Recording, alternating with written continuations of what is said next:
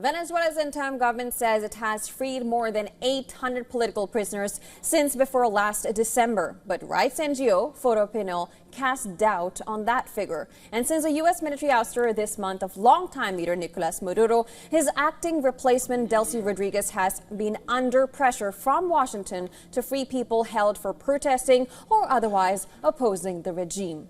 Interior Minister Diosdado Cabello, widely seen as a wielder of power behind the scenes, said on state TV that there have been 808 releases. However, advocacy groups and relatives of prisoners have been demanding more transparency and a faster prisoner release process. They are calling on the government to publish a list of the prisoners who have been released. Cabello challenged the advocacy groups, claiming that no such list exists and calling them extortionists.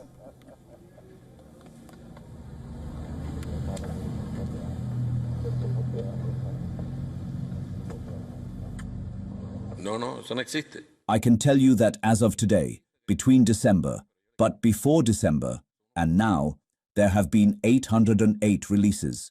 They are going crazy because they no longer have the list. They don't have the list.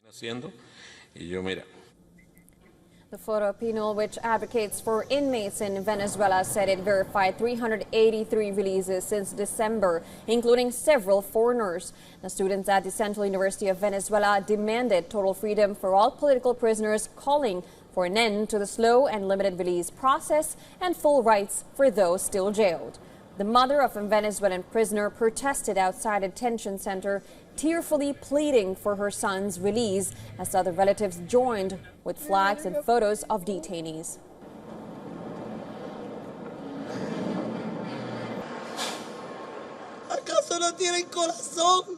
We need a free Venezuela. I need my son back so I can give him back to my grandson, who is suffering. They have a medical report from a psychologist who referred him to a psychiatrist because he doesn't understand that his father is in prison. Please help us.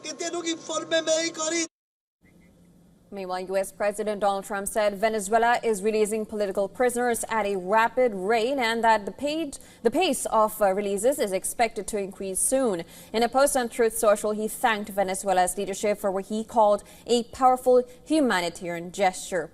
Now, furthermore, Venezuela's interim president, Delcy Rodriguez, on Monday forecast a $1.4 billion bonanza from planned reforms to the oil sector aimed at drawing in foreign investors following the ouster of Nicolas Maduro.